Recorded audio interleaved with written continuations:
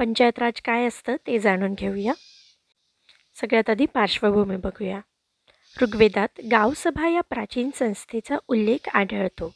मनुस्मृती व नारद स्मृती या ग्रंथांद्वारे स्थानिक प्रशासन म्हणून कार्यरत न्यायपंचायतचा उल्लेख आढळतो. त्यानंतर दक्षिण भारतातील चोल या राजघराण्याने स्थानिक स्वराज्य संस्थांना प्रोत्साहन दिले. लॉर्ड रिपन यांनी 28 मे 1888 रोजी स्थानिक स्वराज्य संस्थेचा कायदा केला. त्यामुळे त्यांना स्थानिक स्वराज्य संस्थेचा जनक असे म्हणतात. हा प्रश्न बरेचदा परीक्षेला आलेला आहे. पंचायत राज हे स्वप्न बाळगणारे पहिले व्यक्ती म्हणजे महात्मा गांधी. पंचायत राज स्वीकारणारे भारतातील पहिले राज्य हे राजस्थान होते. राजस्थानने 2 ऑक्टोबर 1959 रोजी पंचायत राज स्वीकारले. पंचायत राजद्वारे भारतातील पहिली ग्रामपंचायत होती राजस्थानमध्ये नागौर जिल्ह्यात. ऑब्व्हियस आहे, जेव्हा पंचायत राज स्वीकारणारे पहिले राज्य हे राजस्थान आहेत, तर पंचायत राजानुसार पहिली ग्रामपंचायतसुद्धा राजस्थान राज्यामध्येच असेल. तर पंचायत राजद्वारे भारतातील पहिली ग्रामपंचायत ही नागौर जिल्ह्यात राजस्थानमध्ये होती. पंचायत राज स्वीकारणारे महाराष्ट्र हे 9वे राज्य होते आणि महाराष्ट्राने 1 मे 1962 रोजी पंचायत राज स्वीकारले. तर ही आहे काही पंचायत राज स्वीकारणारी राज्ये. पंचायत राज स्वीकारणारे पहिले राज्य हे राजस्थान होते आणि राजस्थानने 2 ऑक्टोबर 1959 रोजी पंचायत राज स्वीकारून नागौर जिल्ह्यामध्ये ग्रामपंचायत स्थापन केली, तेही पंचायत राजनुसार. पंचायत राज स्वीकारणारे दुसरे राज्य हे होते आंध्र प्रदेश. आंध्र प्रदेशने 11 ऑक्टोबर 1959 रोजी पंचायत राज स्वीकारले.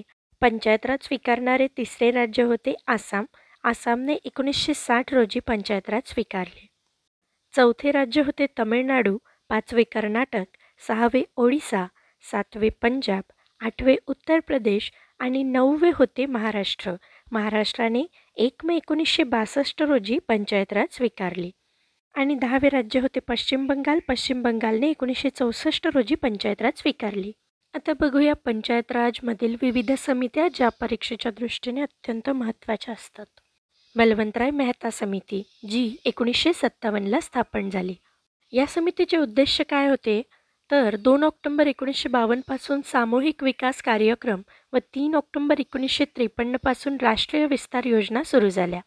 या दोन्ही योजना असफल झाल्याने त्याचे मूल्यमापन करण्यासाठी बलवंतराय मेहता यांच्या अध्यक्षतेखाली समिती स्थापन झाली. या समितीची स्थापना 16 जानेवारी 1957 रोजी झाली. या समितीचे काही सदस्य होते, जे होते V.G. राव, D.P. सिंग, ठाकूर फुलसिंग इत्यादी बलवंतराय मेहता समितीचे सदस्य होते. या समितीच्या काही प्रमुख शिफारशी होत्या.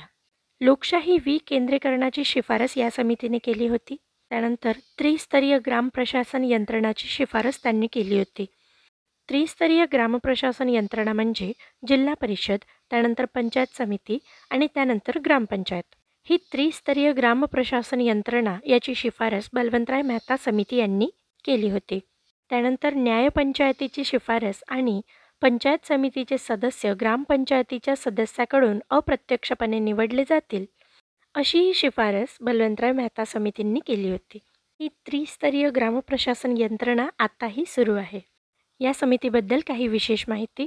पंडित जवाहरलाल नेहरूंनी वरील त्रिस्तरीय रचनेस पंचायत राज असे म्हटले आहे. त्यानंतर भारत सरकारने फेब्रुवारी 1958 साली प्रमुख शिफारसी स्वीकारल्या.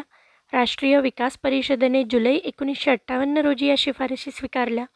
मेहता समितीच्या शिफारसीनुसार पंचायत राज स्वीकारणारे पहिले राज्य हे राजस्थान होते आणि राजस्थानने 2 ऑक्टोबर 1958ला पंचायत राज स्वीकारले.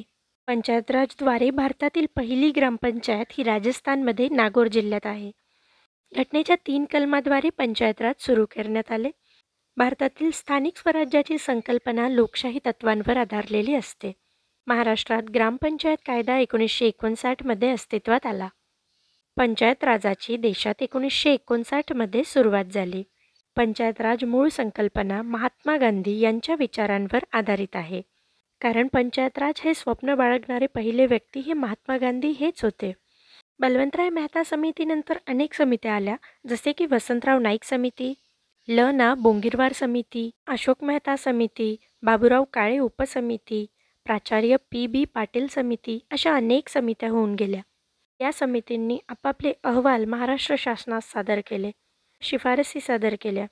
या सगळ्या समित्या आपण नेक्स्ट पार्टमध्ये बघूया. या सगळ्या माझ्या हँडमेड नोट्स आहेत. 3-4 बुक्स वाचून एक नोट्स तयार होते. इन्फॉर्मेशनमध्ये काही चुकीचे असेल किंवा लेटेस्ट ॲड करायचे असेल तर कळवावे. After all I am also aspirant.